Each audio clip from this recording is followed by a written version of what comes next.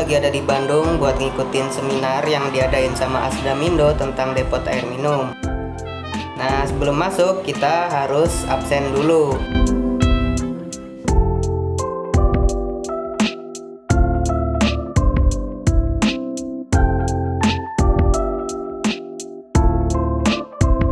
Dan kita nyari tempat duduk.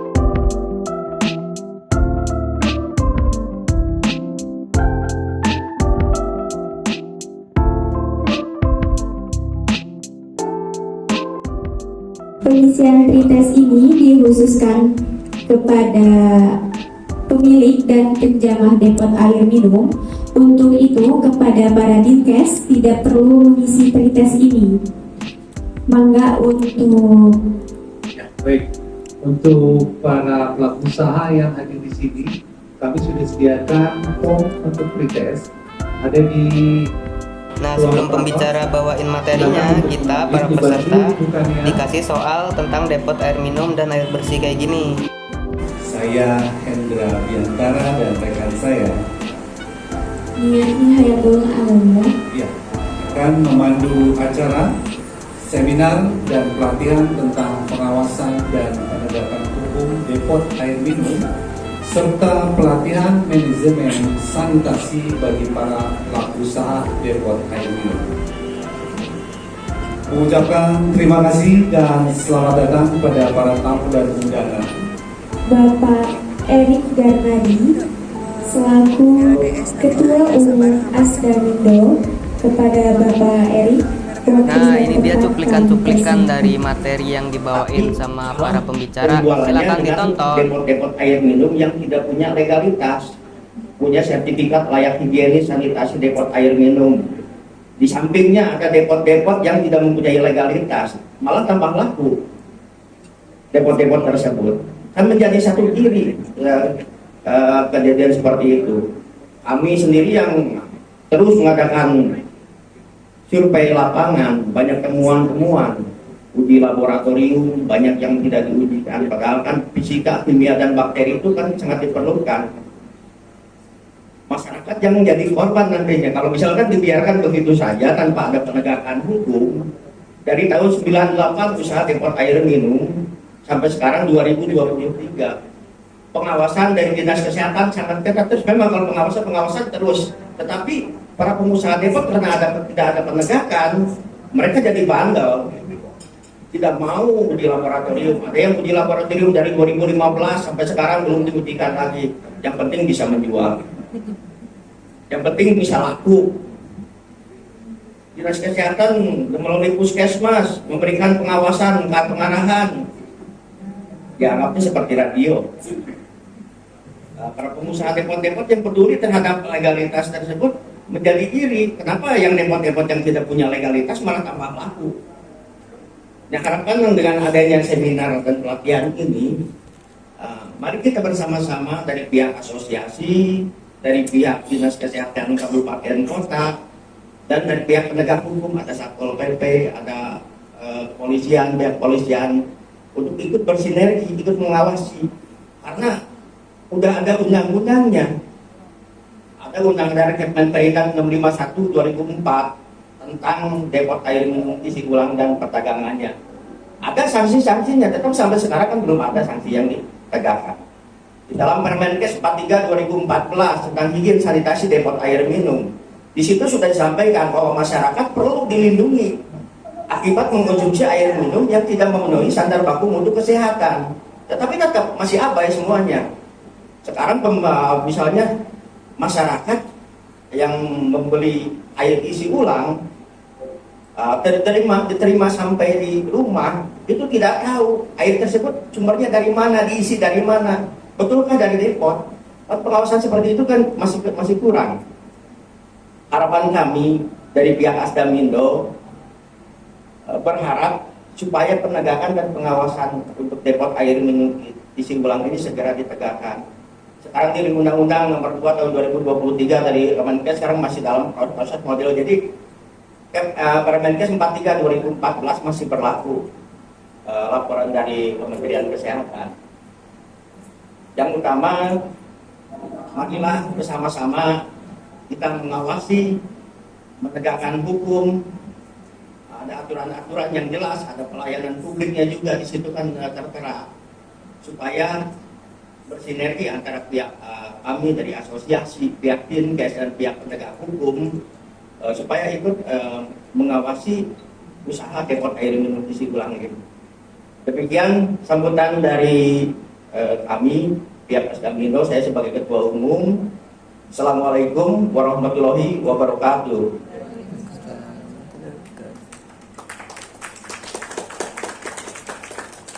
Jadi pemeriksaan internal dilakukan oleh teman-teman pelaku usaha, dilihat tuh sama, karena nanti yang dilihat juga sama teman-teman dari puskesmas gitu ya, dari dinas kesehatan itu, ya itu juga gitu. Jadi dilihat mana tidak sesuai. Nah, bila mana tidak ada ketidaksesuaian di dalam form itu, nanti diskusi pelaku usaha yang mana yang kira-kira yang masih bisa ditoleransi. Misalnya nih, aksa di rumah nih ya, di rumah itu jadi satu sama rumah.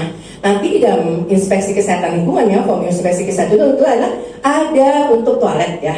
Tapi yang ada di rumah ada akses kan? Nah itu yang seperti itu berarti ada gitu, bukannya tidak ada di dalam. Jangan berpikir bahwa ketika itu ada di dalam rumah itu si depot air minum harus punya kamar mandi sendiri. Baiknya memang punya kamar mandi sendiri. Tapi kalau tidak memungkinkan, punya akses ke dalam kamar mandi atau toilet gitu ya. Nah teman-teman pelaku juga gitu, harus ada akses, ada tempat untuk cuci tangan. Kamu minumnya air putih, ya mungkin darah kamu akan makin putih bersih. Tapi kalau minumnya air kotor, tentu saja akan jadi darah kotor. Ya, jangan lupa 2 liter sehari. Jumlah dapat air minum isi ulang terus meningkat. Ya, bukan seperti deret ukur naik-naik. Kebutuhan masyarakat terus meningkat, jumlah populasi meningkat, ya, mudah, murah, gampang terjangkau. Itu harus jadi peluang sebetulnya. Tetapi mentang-mentang masyarakat butuh, jadi kita asal-asalan, jangan. Ya, kita ikut berdosa, kita zalim, ya. Zalim pada orang lain dan zalim pada diri sendiri, jangan. Ya. Nah ini hasil penelitian saya, Bapak Ibu semua, ya, dari sumber air yang digunakan oleh masyarakat yang di Taman Sari itu, ternyata ini keuntungan buat Bapak Ibu semua, karena hampir 80% menggunakan air minum isi ulang. Itu kan suatu challenges yang harus Ibu ambil kalau sebagai pengusaha, ya. Itu 80%, hampir 80%. Jadi ini gambar asli dari rumah penduduk di sana.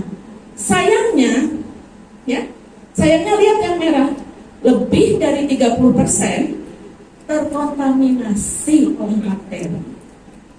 Ya, itu penelitian tahun pertama. Tahun keduanya dicari dari mana sumber kontaminasi tersebut. Kelihatan kan ya, sumber airnya refill botol water. Itu harus sebagai peluang, ya. Mangga teh, lanjut.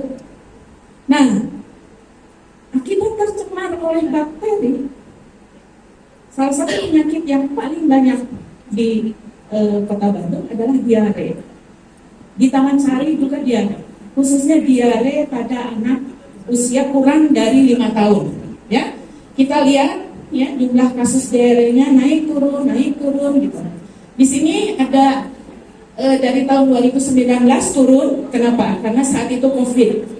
Bukan tidak ada kasus, tetapi tidak terlaporkan. Tapi apakah berarti setiap orang bebas mendirikan depo isi ulang? Betul, setiap orang bebas. Tapi apa? Ada syarat. Nah, syaratnya itu depo isi ulang itu diatur di dalam, disebut tadi oleh Pak Erik ya. Ada peraturan namanya Keputusan Menteri Perindustrian Perdagangan nomor 651 tahun 2004 tentang persyaratan teknis depo isi ulang. Nah, di sini Bapak Ibu sekalian, saya sorotin peraturan ini yang terkait dengan industri RDK yang terkait. 1. Ada di pasal 7 ayat 1. Depo isi ulang atau depo air minum itu hanya boleh menjual produknya, ya, secara langsung di depan konsumen. Betul nggak Bapak Ibu sekalian? Konsumen datang, bawa tempat kosong, kemudian diisi di depannya. Betul kan? Dan itu tertulis di peraturan. Dia boleh membawa kosong, tetapi juga depo boleh menyediakan tempat kosong, boleh, bukan dilarang ya. Jadi saya tegaskan di sini boleh, ini tertulis. Tapi ada larangannya, yaitu depo air minum isi ulang dilarang memiliki stok produk yang sudah berisi dalam wadah dan siap dijual. Ini dilarang kalau misalnya. Tapi saya yakin banyak sekali yang melanggar ini. Banyak sekali yang melanggar ini. Kenapa dibuat seperti itu? Karena pemerintah tahu beda antara depo isi ulang dengan AMDK.